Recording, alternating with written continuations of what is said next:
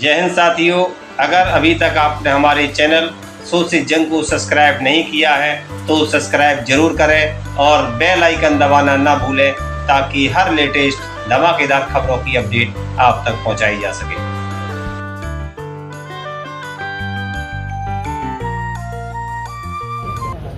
तथागत बुद्ध बाबा साहब डॉक्टर भीमराव अंबेडकर जी, राष्ट्रपिता ज्योतिबा फुले, माता सावित्रीबाई फुले, माता फातिमा बी,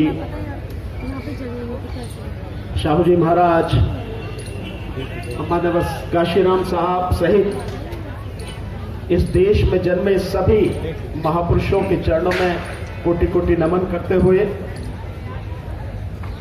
आज के इस कार्यक्रम के कर्ता धर्ता और हमारे बहुत पुराने साथी मिशन जय भीम के राष्ट्रीय अध्यक्ष पूर्व मंत्री राजेंद्र पाल गौतम जी, मंच पर बैठे जस्सा मनोज कुमार जी, ठेकेदारी हटाओ राष्ट्रीय संयुक्त मोर्चा के राष्ट्रीय अध्यक्ष आदरणीय डीसी कपिल साहब और अन्य तमाम मेरे सम्मानित साथी और सामने बैठे हुए मेरे सभी सम्मानित भाइयों, बहनों, बुजुर्गों, नौजवान साथियों, आप सभी को मेरा जय भीम, नमो बुद्धाय, आदाब, सत श्री अकाल। साथियों, आज जो सम्मेलन है उसका नाम दिया गया है राष्ट्रीय बौद्ध एवं बहुजन अधिकार सम्मेलन। तो अधिकार तो उनके बचेंगे ना कि जो लोग होंगे, लेकिन अगर लोगों को ही खत्म कर दिया जाए तो अधिकार किसके लिए जरूरत है? किसी के लिए जरूरत नहीं। और वर्तमान सरकार लगातार लोगों को खत्म करने का पूरा बंदोबस्त कर रही है। आपको मालूम होगा, बड़ा हल्ला मच रहा है कि संसद की सुरक्षा में चूक और बीजेपी के जो एमपी है उसके माध्यम से पास बनवाए गए उन लोगों के जिससे वो अंदर पहुंचे, और उसी दिन 2 महत्वपूर्ण कानून पास कर दिए गए और आप इसी सुरक्षा में अटके पड़े। एक, इलेक्शन कमीशन को अधिकार दे दिए, और दूसरे, अगर आर्थिक स्थिति के विषय में कोई भी बोलेगा तो उसे आतंकवाद माना जाएगा। ये कानून पास हो गए। 140 जो सांसद हैं विपक्ष के उनको निष्कासित कर दिया, और उसके बाद में संसद में आईपीसी, सीपीसी, सीआरपीसी, इन तीनों पर बिना विपक्ष के हुए, बिना चर्चा के उन्हें पास करने की सारी व्यवस्था कर दी।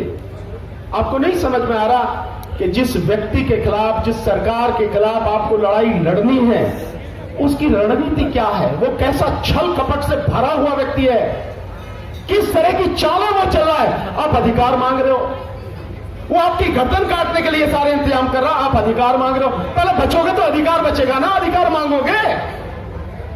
और मैं यूं नहीं समझता कि अधिकार मांग रहा, मैंने तो यही सुना, यहां बैठे हुए लोग हैं उनके मुंह से भी कई बार सुना कि अधिकार मांगे नहीं जाते, अधिकार छीने जाते, तो फिर मांग का ही पूरे यार दे रहे। तो बड़ी अजीब सी स्थिति मुझे नजर आती है। साथियों, आपका कुछ नहीं बचेगा अगर आपको विश्वास नहीं है। जो सोशल मीडिया में बहुत गहनता से लोग रिसर्च कर रहे हैं और अपनी बातें आपके सामने रख रहे हैं, उनको सुनो। आप सब कुछ पूरी तरह से तबाह करने का इंतजाम कर लिया गया, और ये सब कुछ कानूनी रूप से होगा, ये गैर कानूनी रूप से नहीं होगा। संविधान में, कानून में परिवर्तन करने के बाद पूरा देश पुलिस राज्य में बदल दिया जा रहा है, और उसके बाद पुलिस के माध्यम से आपकी गर्दन काटी जाएगी, आप चू भी नहीं कर सकेंगे। आपको नहीं समझ में आ रहा है, मैं बार बार इस बात को कहता हूं। इस मोदी को, इस मोदी सरकार को जब तक आप पूरी तरह से अंधकार में दफन नहीं कर दोगे, पाताल की गहराइयों में दफन नहीं कर दोगे, आपको कुछ मिलने वाला नहीं है, बचने वाला नहीं है। मिलेगा तो दूसरी बात है। अभी एक रिपोर्ट आई है, अभी आदरणीय राजन पाल गौतम जी ने जो बताया, आपको इससे नहीं समझ में आता कि 2.25 लाख स्कूल बंद हो गए। ये क्या है? और जो 2020 में नई शिक्षा नीति जो आई है उसके अनुसार क्या है? हर चीज को प्राइवेट हाथों में दिया जा रहा है, हर चीज को। और जब सारी चीजें प्राइवेट हाथों में चली जाएंगी, शिक्षा को भी प्राइवेट हाथों में दिया जा रहा है, तो कहां से तो आप पढ़ेंगे, आपके बच्चे कहां से पढ़ेंगे, कहां से आपको जानकारी मिलेगी, कहां आप नौकरियों में आ सकोगे, कहां व्यापार में जा सकोगे, क्या कर सकोगे? कुछ भी नहीं साथियों। तो ये जो सारी चीजें हैं जिस तरह से की जा रही हैं, कुछ भी बचने वाला नहीं है। इसलिए मैं तो आपसे यह निवेदन करूंगा, अपनी आंखें खोलो और सबसे पहले इंतजाम इस सरकार को सत्ता से हटाने का करो। और साथियों, वो तभी संभव है जब ईवीएम को आप हटा पाएंगे, उससे पहले संभव नहीं है। मेरा एक ही सवाल है, अभी माननीय राजन पाल गौतम जी ने कहा कि जो पर्ची है वो पर्ची आप हमें 2 बैलेट पेपर में डालेंगे, फिर उसकी गिनती होगी। मैं आप सबसे पूछता हूं, या तो सारे पढ़े लिखे बैठे हैं, मैं सुप्रीम कोर्ट के जजों से भी पूछता हूं, मेरी वीडियो देखी होगी, हाई कोर्ट के जजों से पूछता हूं, यहां जज साहब बैठे हैं इनसे पूछता हूं, IAS IPS ऑफिसर से बैठता हूं, एक आदमी एक्सेप्ट सॉफ्टवेयर इंजीनियर उनको छोड़कर यह बता दे कि ईवीएम कैसे काम करती है। एक भी व्यक्ति बताए कैसे काम करती है, मालूम है किसी को? किसी को मालूम नहीं है। तो क्यों हम पर्ची के चक्कर में पड़े? क्यों हम किसी चीज के चक्कर में पड़े? ये सबके लिए डूब मरने वाली बात नहीं है कि देश में 90 करोड़ से ज्यादा लोग मतदाता हैं, सरकारी अधिकारी हैं, कर्मचारी हैं, व्यापारी हैं, सब लोग हैं। उसके बावजूद 99% इस देश के मतदाताओं को यह पता नहीं है कि वोट जो डाली जा रही है उसका माध्यम क्या है, वो वोट मुझे पता क्यों नहीं लगती। बड़ी अजीब स्थिति है। 3 मशीनें हैं, एक है कंट्रोलिंग यूनिट जिसकी गिनती होती है, जिसमें वोट जाने की बात कही जाती है, एक है बैलेट यूनिट जिसमें मैं बटन दबाता हूं, और एक है आपकी वीवीपैट जिसमें आपको पर्ची 7 सेकंड के लिए दिखती है। यह बताना कितने लोग हैं जो 7 सेकंड में पर्ची देख पाते हैं? देख पाते हैं 7 सेकंड में? नहीं देख पाते। और उसकी कभी गिनती नहीं होती। जो पर्ची असली अगर वोट मानी जाए तो वही है ना, उसकी कभी गिनती नहीं होती। गिनती किसकी होती है? उसकी जो कंट्रोलिंग यूनिट है, जिसमें आपने कहा जाता कि आपकी वोट उसमें गई, आपको नहीं पता आपकी वोट गई है, किसको गई है, कहां गई है, कुछ नहीं पता। बावजूद सुप्रीम कोर्ट के जजेस से लेकर सारे पढ़े लिखे लोग, अनपढ़ की तो बात ही छोड़ दो, इसी माध्यम से लगातार चुनाव कर रहे हैं, इलेक्शन वोट डालते चले जा रहे हैं। ये सबके लिए डूब मरने वाली बात नहीं है। मैंने बार बार कहा है कि पॉलिटिकल पार्टियां, विशेषकर कांग्रेस जो पार्टी है, और कांग्रेस के साथ साथ में जितनी भी इंडिया गठबंधन में ये 27-28 पार्टियां हैं, क्यों नहीं सड़क पर उतरकर इसका विरोध करती है कि ईवीएम से चुनाव होगा तो हम भाग नहीं लेंगे, चुनाव होने नहीं देंगे।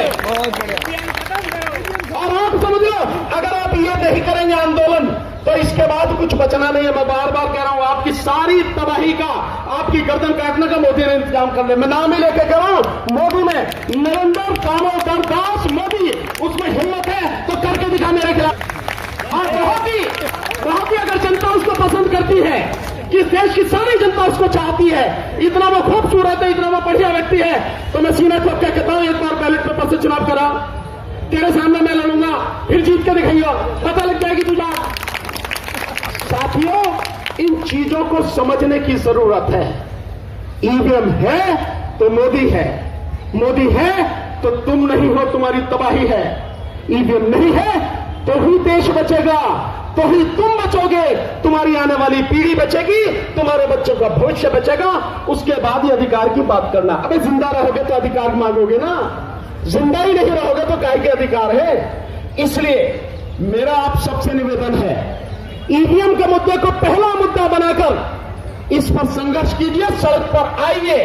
जितनी भी पॉलिटिकल पार्टी है, नेता हैं, सबको कहिए कि यह आम है। हालांकि इनसे कहने का कोई फायदा नहीं है, क्योंकि इन सभी नेताओं के रहते हुए आपके तमाम अधिकार कानूनी रूप से इसी संसद में, विधानसभाओं में खत्म कर दिए गए, और ये मुर्दे जरा भी कुछ नहीं कर पाए। सारे के सारे 6 जनवरी को इसी जंतर मंतर पर ईवीएम को हटाने के लिए हमने कॉल दी है। देश भर से लोग आ रहे हैं, इस बार बहुत अच्छा रेस्पॉन्स है। मैं आप सबसे निवेदन करूंगा, एक एक व्यक्ति जो यहाँ बैठा है और जो नेता है सारे के सारे, मेरा अभी साहब आपको निमंत्रण है, सारे के सारे 6 जनवरी को यहाँ आए। साथियों, मेरी बेटी की शादी नहीं है, मेरे बेटे का ब्याह नहीं है, जनता की लड़ाई है, हम सबकी लड़ाई है। अगर वाकई में आप चाहते हो देश को बचाना, बच्चों को बचाना है, आना पड़ेगा आपको, और नहीं आते हैं तो फिर कहिए मत कि आपके अधिकार लुट रहे हैं। आपने समय दिया, बहुत बहुत शुक्रिया। 6 जनवरी 2024